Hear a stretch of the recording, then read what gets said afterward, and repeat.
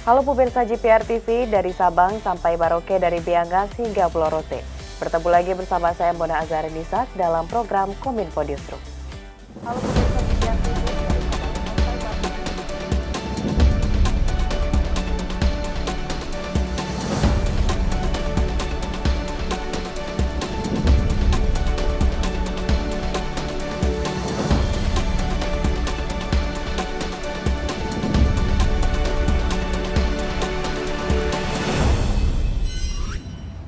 Pemirsa, kita ke informasi pertama. DPR RI resmi sahkan rancangan Undang-Undang Perlindungan Data Pribadi menjadi undang-undang. Wakil Ketua DPR RI Lodewijk F. Paulus menjadi pimpinan sidang dalam pengesahan tersebut.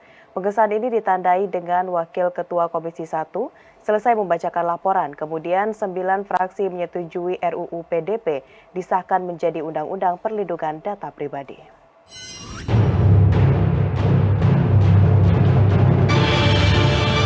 Rapat paripurna DPR kelima pada Selasa 20 September 2022 yang dipimpin oleh Wakil Ketua DPR Republik Indonesia, Lodewijk Paulus, resmi mengesahkan rancangan Undang-Undang Perlindungan Data Pribadi menjadi undang-undang setelah disetujui oleh seluruh fraksi yang hadir.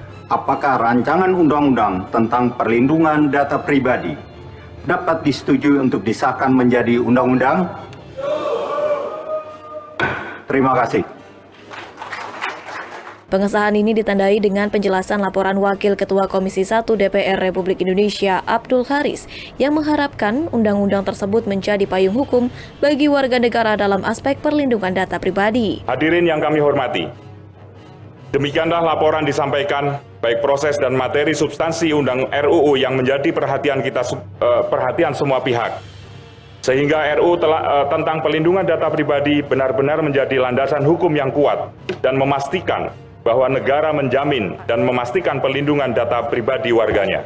Di kesempatan itu, Menteri Komunikasi dan Informatika Johnny G. Plate menyampaikan terima kasih kepada DPR Republik Indonesia, khususnya bagi Komisi 1 yang telah membahas RUU PDP menjadi undang-undang. Menteri Johnny menekankan dengan adanya Undang-Undang Perlindungan Data Pribadi menandai era baru dalam tata kelola data pribadi di Indonesia, khususnya dalam ranah digital.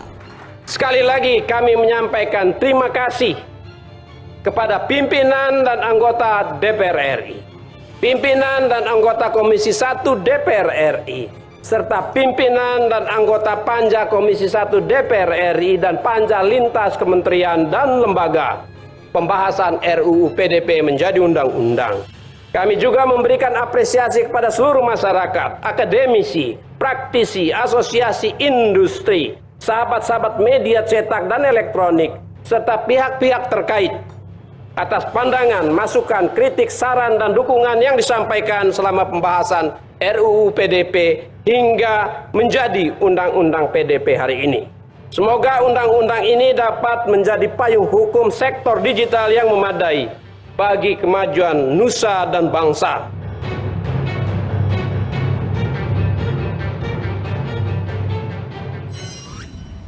Informasi selanjutnya, Dirjen Informasi dan Komunikasi Publik Usman Kansong menyatakan Kominfo siap melayani jurnalis media nasional dan internasional dalam peliputan konferensi tingkat tinggi G20 di Bali. Pelayanan itu meliputi penyediaan media center KTT G20, penyediaan konten informasi, media handling, dan fasilitas pendukung lainnya.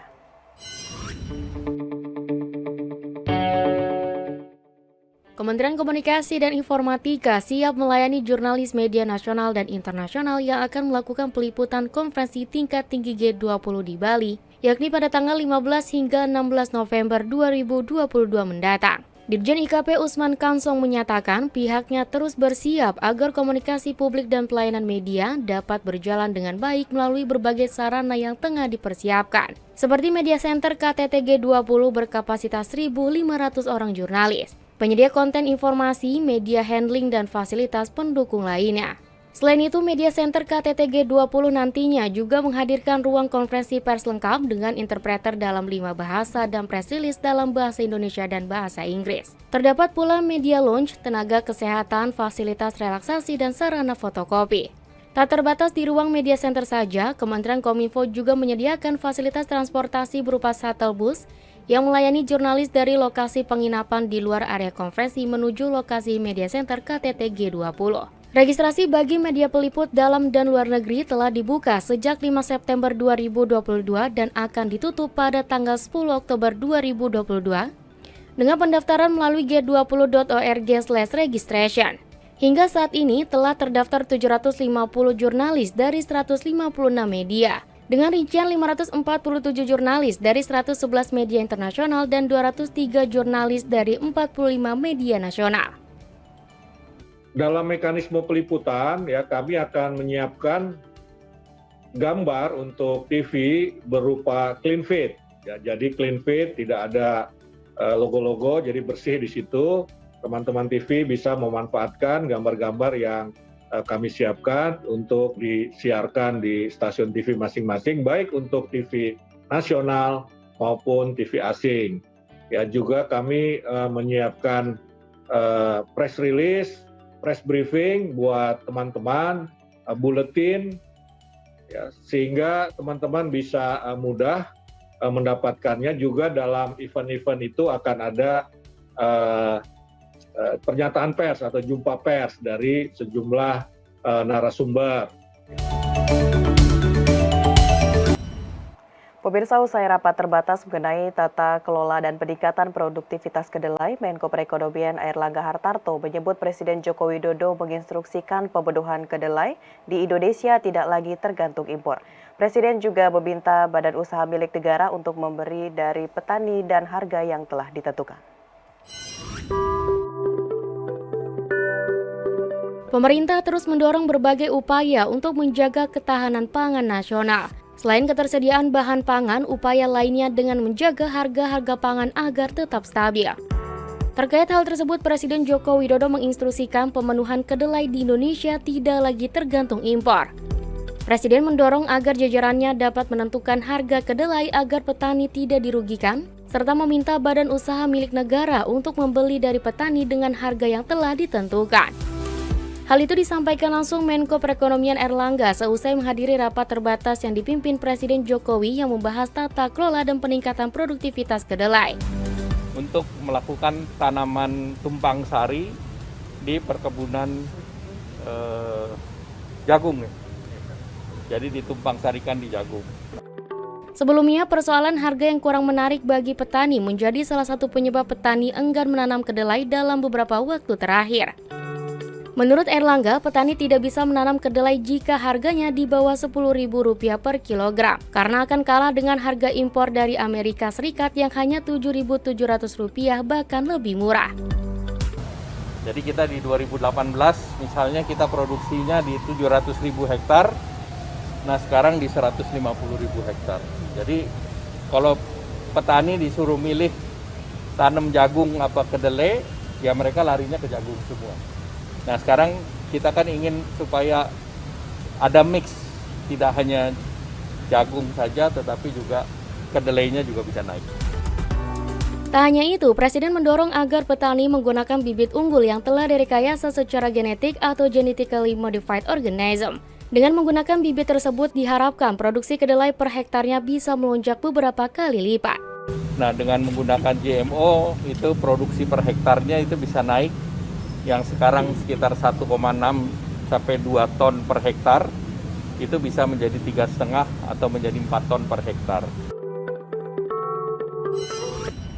Kita ke informasi selanjutnya, pemirsa. Kepala Pusat Data Informasi dan Komunikasi BNPB Abdul Muhari mencatat dampak perubahan iklim pada skala lokal berpotensi memicu beragam fenomena bencana hidrometeorologi.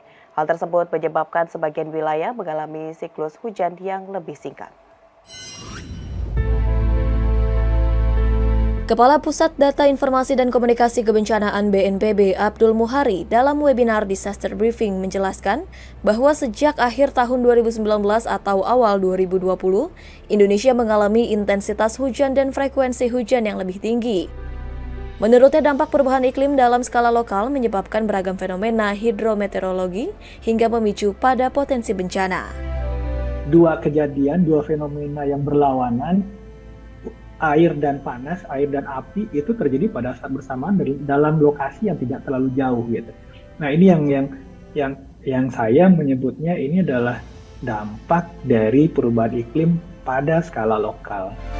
Dalam kurun waktu 12 hingga 18 September 2022, tercatat telah terjadi 45 kejadian bencana yang melanda wilayah Indonesia, di mana 45 kejadian bencana atau 100% dikategorikan sebagai bencana hidrometeorologi. Banjir menjadi bencana terbanyak pada periode ini dengan 21 kejadian, selanjutnya kebakaran hutan dan lahan dengan 10 kejadian. Dalam kurun waktu tersebut, bencana banjir merendam 8.294 rumah yang menyebabkan 36.047 jiwa terdampak, mengungsi serta mengakibatkan 10 rumah rusak.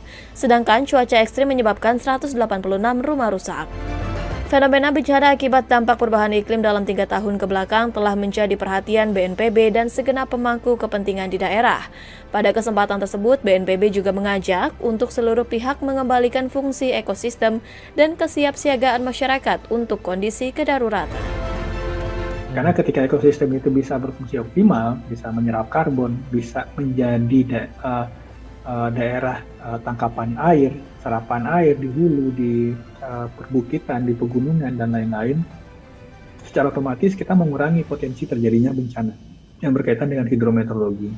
Tentu saja untuk jangka pendek yang kita utamakan adalah kesiapsiagaan masyarakat untuk kondisi-kondisi kedaruratan. Biasakan melihat perakiraan cuaca, kalau akan ada hujan lebih dari 1 jam, waspada. Kalau rasa-rasanya ini udah nggak kelihatan rumah atau rumah tetangga jarak 50 meter, kita evakuasi sebentar. Pemirsa, setelah jeda iklan, kami akan kembali dengan berbagai informasi lainnya. Tetaplah bersama Kominfo Newsroom.